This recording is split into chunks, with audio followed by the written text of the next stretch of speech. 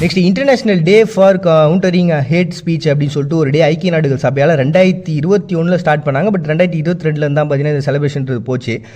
இது எதுக்காக அப்படின்னு பார்த்தீங்கன்னா சில பேர்லாம் பேசுகிறத சகிக்க முடியாது, யாரா இவன் அப்படின்ற அளவுக்கு வெறுப்பாக இருக்கும். அதே மாதிரி அவங்க கொடுக்கக்கூடிய கவுண்டரு காமெடி நினச்சி நம்மளை வெறுப்பேற்றுற மாதிரிலாம் பேசுவாங்க தெரியுங்களா, அந்த மாதிரி ஆட்களுக்காக. ஆனால் இது கொஞ்சம் பெரிய லெவல் பிரச்சனை. காரணம் என்ன அப்படின்னு பார்த்தீங்கன்னா இது உலக லெவலில் ஒரு மதம் சார்ந்தோ ஒரு நிறம் சார்ந்தோ இல்லை பிரிவினைகள் சார்ந்தோ அது பேசும்பொழுது எந்த அளவுக்கு ஒரு பிரச்சனையை உருவாகும்.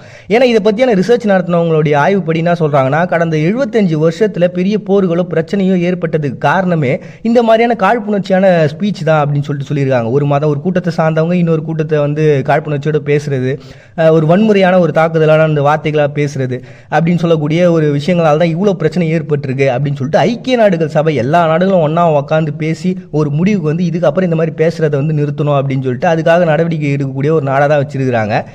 ஷார்ட் அண்ட் ஸ்வீட்டாக சொல்லணும் அப்படின்னு